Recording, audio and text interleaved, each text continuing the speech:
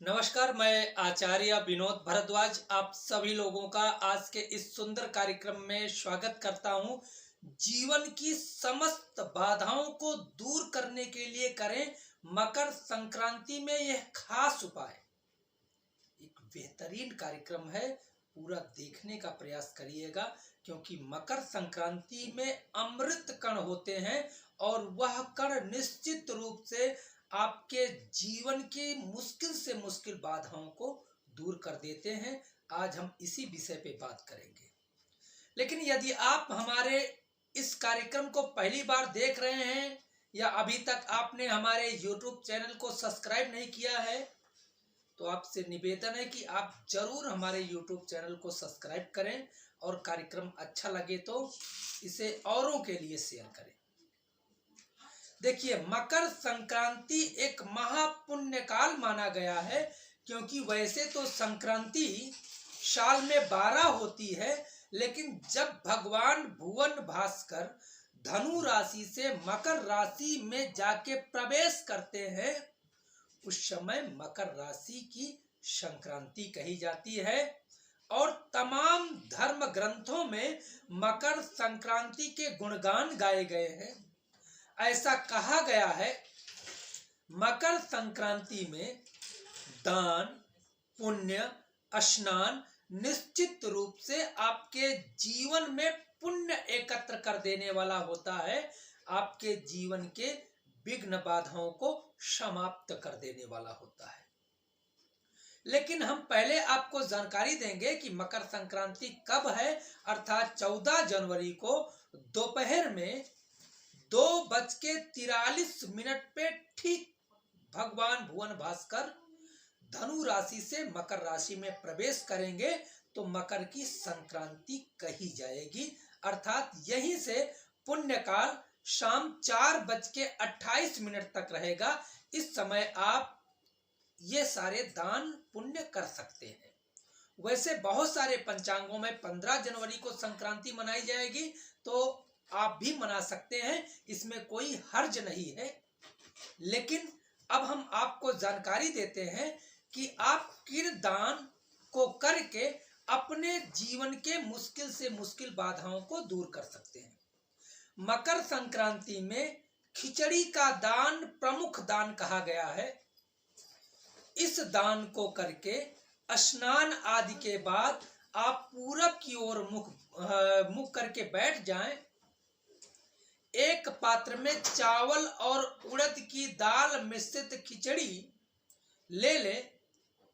अपने पिता पितामह प्रपितामह आदि का नाम लेते हुए पूरब की ओर मुख करके उस खिचड़ी का संकल्प करके किसी श्रेष्ठ व्यक्ति को दान कर सकते हैं या ब्राह्मण को दान कर सकते हैं। इससे आपके जीवन के जो भी दुख है वो दूर होंगे।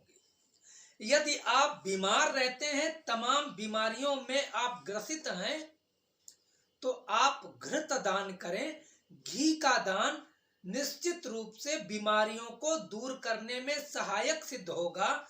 आप इसी समय गंगा जल मिश्रित जल से स्नान कर लें, पूरब की ओर बैठ जाएं। जितना आपके पास शक्ति है उतना घी ले ले और घी लेकर के जो भी आपके जीवन में बीमारी है उसका स्मरण करते हुए रोग विमुक्तये एभि घृतदानम अहम करिष्यामि ऐसा बोल करके वह घृतदान किसी ब्राह्मण को दे दें या किसी आवश्यकमंद व्यक्ति को भी आप दे सकते हैं। मीठे का दान मकर संक्रांति में खास दानों में कहा गया है। ऐसा कहा जाता है, अगर परिवार में कोलाहल है, अगर परिवार में तीखापन है या असमंजस की स्थिति बनी हुई है, तब आप गुड़ का दान करें और गुड़ को आप लेकर के अपने हाथों में किसी पात्र में ले लें। ठीक वही प्रक्रिया अपनानी है। स्नान करके पूरब की ओर मुख करके बैठ जाएं और घर में परिवार में प्रेम के लिए अपने घर में खुशहाली के लिए, अपने घर में एकता के लिए गुड़ को लेकर के भगवान सूर्य नारायण का स्मरण करते हुए, भगवान विष्णु का स्मरण करते हुए गुड़ का दान करें तो निश्चित रूप से परिवार में एकता, प्रेम का निश्चित रूप से महा आशीर्वाद प्राप्त होगा। मकर संक्रांति में गोदान का भी बहुत बड़ा महात्मा कहा गया है। वैसे तो गौ का दान गंगा आदि नदी के किनारे किया जाए तो निश्चित रूप से इसका 1000 गुना महात्मा हो जाता है, लेकिन यदि आप गौदान किसी भी प्रकार से नहीं कर पा रहे हैं तो आपके लिए एक आसान चीज है, आप गौदान के निमित्त कुछ दक्षिणा ले लें और उस दक्षिणा के साथ साथ आप बोलिएगा कि अपने जीवन के समस्त पीड़ा, अपने जीवन के समस्त विघ्नों को दूर करने के लिए इस अमृत महोत्सव मकर संक्रांति में मैं गौ के रूप में यह द्रव्य दक्षिणा किसी ब्राह्मण, आचार्य आदि को समर्पित करता हूं, ऐसा आप बोल करके वह गोदान की दक्षिणा किसी श्रेष्ठ ब्राह्मण को, जो कि यज्ञ यजन आदि करने वाला ब्राह्मण है, उसे आप दे दें तो निश्चित रूप से गोदान का महापुण्य आप प्राप्त कर सकते हैं। यदि आपके जीवन में तमाम प्रकार की बीमारियां, बिल्कुल कुछ असाध्य जैसे बीमारियां हैं जो कि ठीक ही नहीं हो रही है, तो मकर संक्रांति के दिन सर्पिपम अर्थात जो है सरसों के तेल का यदि आप दान करते हैं तो निश्चित रूप से इसका पुण्य आपके उस असाध्य रोग को प्रभावित करेगा, अर्थात दूर करने में सहायक सिद्ध होगा। निश्चित रूप से आपके रोग दूर होंगे।